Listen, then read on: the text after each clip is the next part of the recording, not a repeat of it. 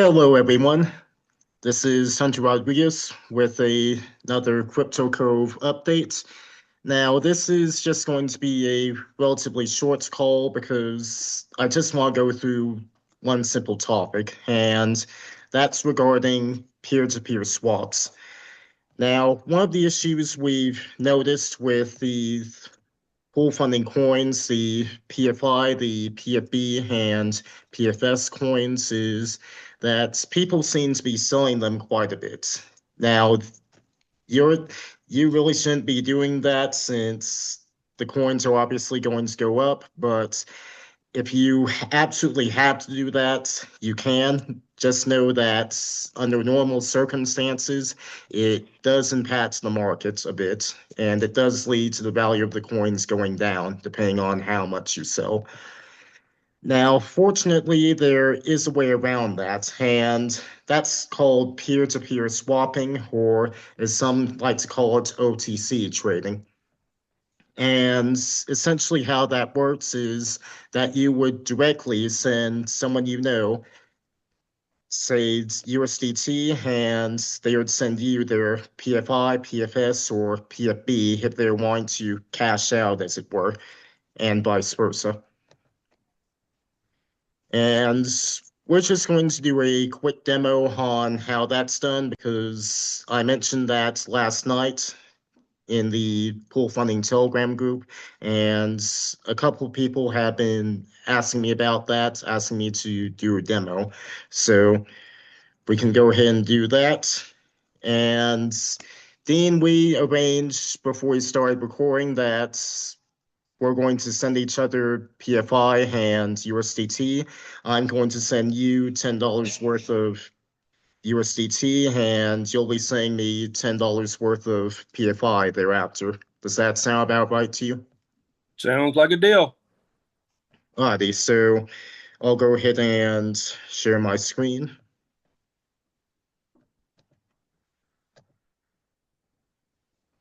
All right, and I'll bring the browser up.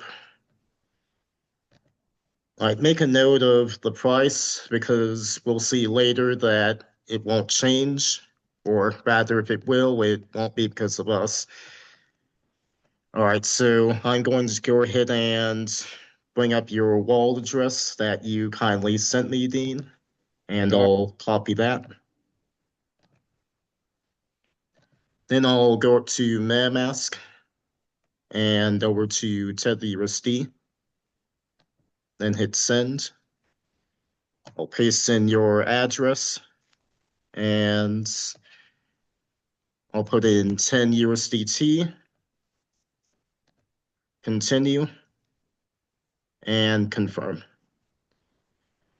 All right, while that's making its way over to you, we can calculate how much that is in PFI. And pretty much the quick and dirty way of doing that is just going to be to propose a swap on an exchange, like say Pancake Swap. So we're over in Pancake Swap. I have the USDT and PFI trade pair all queued up. So I'll propose a swap for 10 USDT, and that would net me about 0.003 PFI, a bit over, I'm rounding. So that would be the amount that you would send me over, Dean. Let me Okay. just let me just put in the chat here.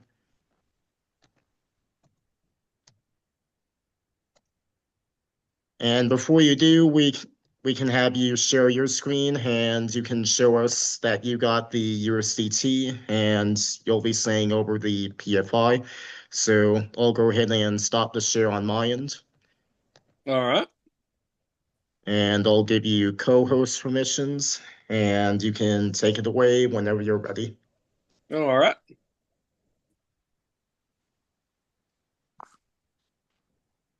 Hi, Paul. Hey, glad to be here. Thank you, Hunter, once again. Absolutely.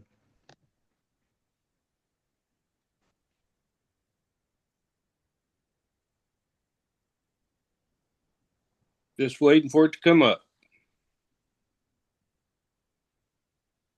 Yeah, it's coming up just fine on our end, actually. Oh, okay. Y'all are seeing my screen? Yep. So you can go ahead and go over to MetaMask. I'm going to send that up. We'll go into MetaMask. I can go into one moment. Yep, Okay. and I just saw the confirmation a minute ago, and yep, there it is. So If you I did, go into my confirmed transactions, you can see that I just received $10 there. Yep. And then I'm going to go back over here and copy the wallet address right quick. We will go back to MetaMask. We're going to go down here to send.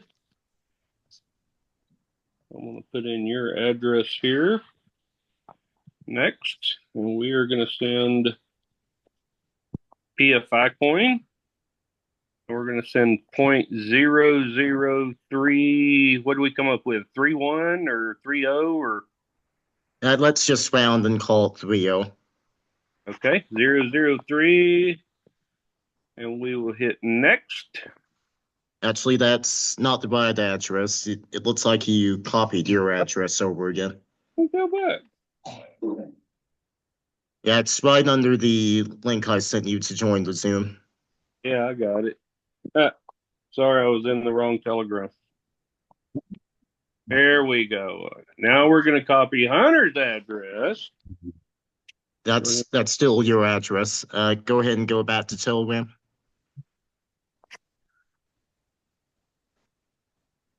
Oh, that's the one I sent you. Yep, and that's one just under the Zoom link. Yep. There we go. Now go back to MetaMask. Send. We're going to put Hunter's address in there. Like your address. Yep, that's it. All right. We're going to go to not BNB. We're going to send PFI. We're going to send 0.003 of PFI, which is approximately $10. We'll get our network fee here and click send. Transaction submitted.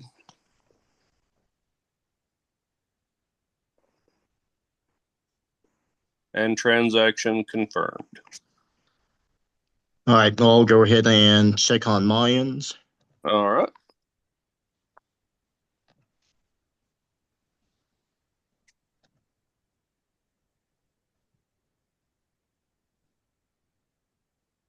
All right, I see it. So where is it?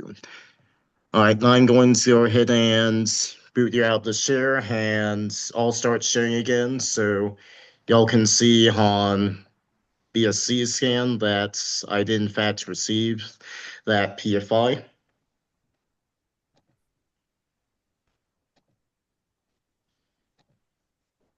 All right, so this transaction was about 30 seconds ago now, so I know that was from Dean, and this is his address, and that's for 0.003 PFI. And you'll see that I sent $10 worth of USDT to that address about 4 or 5 minutes ago now.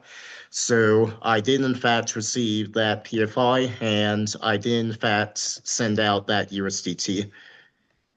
And another point I want to make is when you're doing swaps like this, or even anytime you're just doing any business with crypto with another person, it can also be a good idea for you to send a transaction receipt. That would be the transaction hash, at least here, or the entire link to somewhere you can view the transaction. Like, for example, the link to this transaction on Mainnet Smart Chain Scan. So I can go ahead and open up the chat, and I'll paste the link to the USDT I sent, or rather that transaction. So Dean, you, or anyone else for that matter that's here can review that if they so wish to. Hey, everything's public on the blockchain. And I can also go back, and this is in the way. I can go back and go to the transaction hash for the PFI that you sent me, Dean. And I can also paste in the confirmation for that as well. So again, anyone can review that one too if they want to. All right. So everything was done above board here. And it's really easy to do, man. It Yep. really is. And that about covers it for the interactive portion. Now, one thing I do want to note is that there are some risks associated with doing this sort of thing. Because depending on what sort of mindset that your trading partner is in, you might not find them holding up their end of the bargain. So, like for example, after I sent Dean the USDT, there really wasn't anything stopping him from saying, "Whoops, there's thanks for the money," and just leave the call. And ditto on my end if he decides to send me the PFI first. So it's very important that you trust whoever you're doing business with and making these swaps with. Ideally, you probably would want to do that with your sponsor or someone on your team since they have a vested interest in fair dealings with you.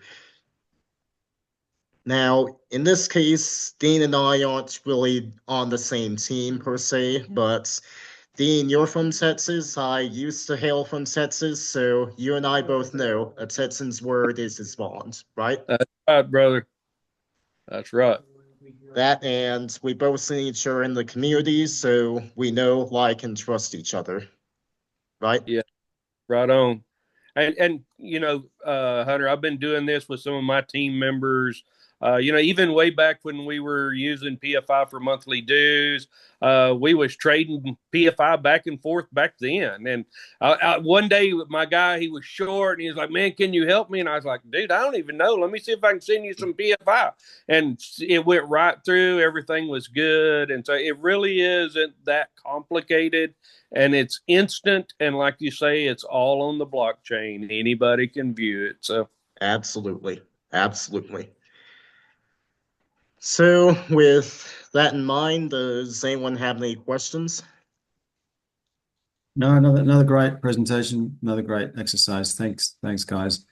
I've got a question relating to the wallet bit, so nothing to do with what you just described. But I noticed that Dean was able to see both his incoming transactions and his outgoing ones as well. I haven't worked out how to do that in the wallet. So is there a trick to that? Because all I'm seeing is my outgoing ones. Yeah, I think there's a setting you can put in there that you can toggle on. I Yeah, forget which one it is exactly, but I I could have probably done find that. it. I have done that, but I'm still only because I noticed on Dean's phone it was flashing backwards and forwards. And I just wondered if that was something that you were actually activating, Dean, whether you have an option to switch between incoming and outgoing payments or transactions. uh, Paul, I don't remember ever doing that. It's just Okay. been there. And man, I only use my phone. It's for all of my transactions, and so I'm really not sure how I got it, but I'm glad to know I got it. So Yeah. Well, I noticed you're using an Apple phone as well, so that probably they're a bit more advanced, it seems. Apple. I'm using Android, and maybe that's one of the reasons why. But actually, even on my PC, it's not popping up. So, okay. yeah, If all else fails, you can just check your wallet address on BSC scan because that will show you everything. yeah. I'm getting very familiar with using that actually, so it's a great tool. So yeah, much appreciated. All Yeah, right. Does anyone have any other questions? no, I'm good. Nope. Going once, going twice, and I'll stop the recording.